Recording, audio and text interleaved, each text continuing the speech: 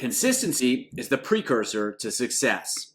If swimmers want to improve their skills, they have to be consistent in executing those skills. The more we can help swimmers be consistent, the more we can help swimmers be consistent, the more we can help them improve. Hi everyone, Andrew here, helping you help your swimmers get faster. If we want swimmers to improve their skills and therefore improve their speed, we need skill development strategies in order to make that happen. One of my favorite strategies is using stroke count to facilitate consistency. What's so powerful about using stroke count to develop consistency is the feedback is immediate and swimmers can get it after each and every lap, and every swimmer can get the same feedback at the same time, and your ability to communicate with swimmers doesn't limit that from happening. Let's check it out. So what's one of the big problems in training? From a skill development standpoint, when swimmers get tired, two things are going to happen. They're going to lose their ability to focus and perform with precision because now they've got that big old distraction of fatigue, and their skills are necessarily going to get worse. One, they're going to lose their ability to focus, and two, it becomes more and more difficult to physically execute once they get tired. And so for both those reasons, skills are going to get worse. And since swimmers will get tired in training, because that is the whole point of training, is to induce some fatigue, to stimulate some physiological adaptation, we have to manage that so that swimmers can continue to execute skills at a high level so that they're practicing effective skills when they get tired and not practicing ineffective skills. Not only will that allow them to improve, it's going to prevent them from developing bad habits, which can definitely cause problems once it comes to race time. And along those lines, how swimmers practice is how they will perform. So we have this dynamic where on one hand, the hard training is necessary to promote physical changes, and on the other hand, the hard training can have a negative impact on skill development if those skills aren't managed effectively. And one of the most common strategies that's used is to constantly remind swimmers to think about specific skills, or even worse, to just think about your technique, which is pretty hard for swimmers to do because that doesn't mean anything. And more so than that, swimmers don't necessarily know if they're executing their skills well. Just because they're thinking about something or they're trying to execute something doesn't mean they know if they're doing it well, and it doesn't necessarily mean that they're doing it well. So we need a solution to that problem, and we need a simple objective measure that helps them stay on track. And because it's simple, it means it can be used effectively during training, and because it's objective, it gives them concrete feedback as to if they're where they need to be or if they're not where they need to be, and that lets them know if they need to do something different or if they just need to keep rolling and keep executing like they already are.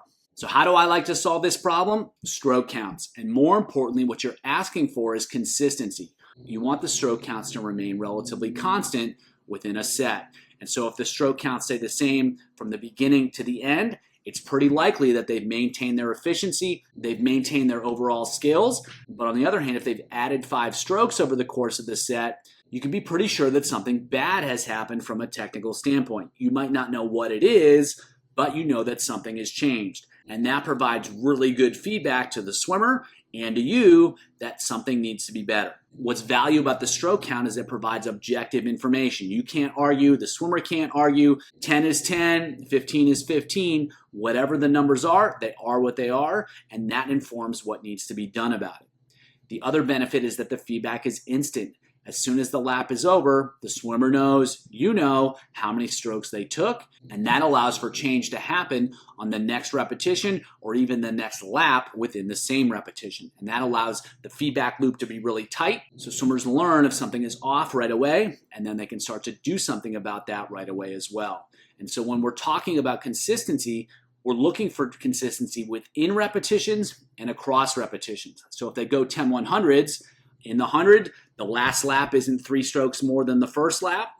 And likewise, the 10th repetition isn't 3 more strokes than the 5th repetition. So the more consistent they can be within a repetition, within a set, and then even within a session, because we don't want the first set to be locked in, the last set to be a disaster, that's just as problematic. We want consistency at whatever stroke count is appropriate for whatever set they're doing. If they want to be consistent with their stroke counts, they have to be consistent with their skills. And if they're consistent with their skills, those skills are more likely to improve and they're more likely to actually show up in races. So you can use this strategy whenever you want to ensure technical consistency. Just remember, fatigue is almost always going to lead to poor skills sooner than later. And what we're doing is trying to limit the impact of fatigue on skill so that swimmers can swim at as high a level as possible, at as high a skill level as possible. So what type of sets can you use them in? All of them. You can use them during race training so that they're consistent with their stroke counts, especially as they get really tired on the back half of repetitions, on the back half of sets. You can use it during speed training so that they're not just spinning in order to try to create speed. You can use it during aerobic training to make sure that they're being really efficient throughout the entire set. You can also use it during fitness training when they start to get tired and they have to continue to execute at a high level. And you can even implement this strategy when using different training aids. Obviously, the stroke counts are going to be very different if someone has a parachute and a buoy on as compared to nothing. And likewise, stroke counts are also going to be different when swimmers wear fins. But the stroke counts themselves don't necessarily matter. What we're looking for is consistency of stroke count throughout the set so that there's no degradation of skill as they move through the set. And especially when implementing this strategy for the first time, worry more about the consistency than the actual numbers. I'd much rather see a swimmer be consistent with a stroke count that's maybe a little bit high for them than start off low and then creep up.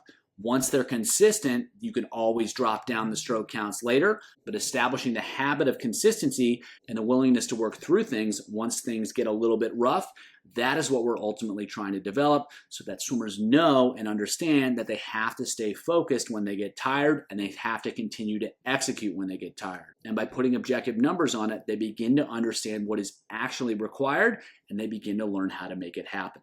So let's take a look at a couple sets to illustrate this strategy. So this first set, they're going to go 2 rounds through. It's a 100 free, a 200 free, a 300 free, and a 400 free.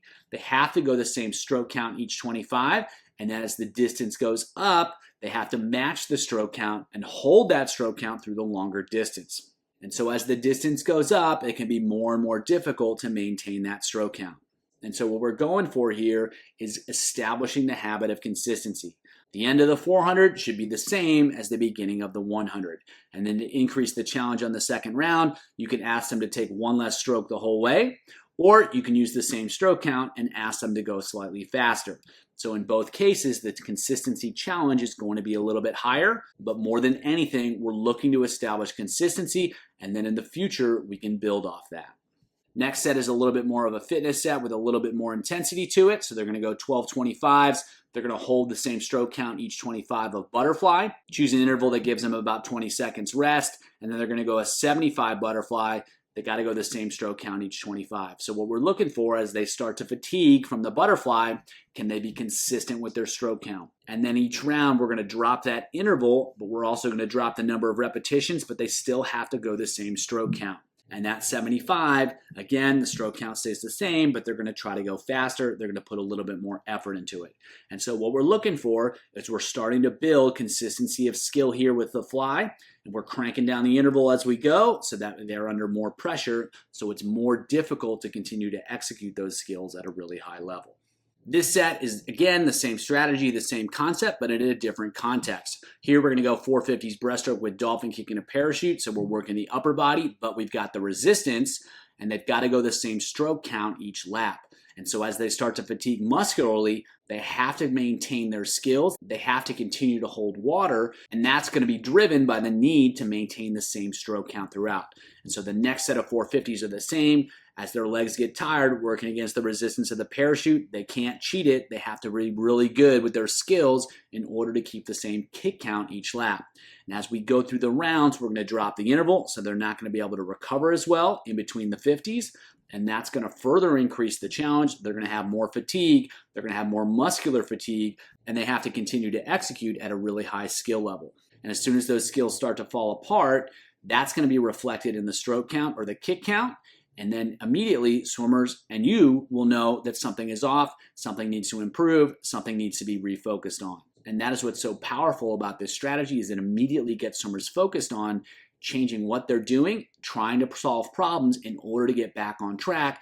And if they do make changes that work, they're going to know right away, because those kick counts, those stroke counts are going to be back to where they need to be. And so it's a really great tool because it's objective, because it's concrete, and because it's immediate. It can help swimmers stay on track with their skills, especially as they get tired.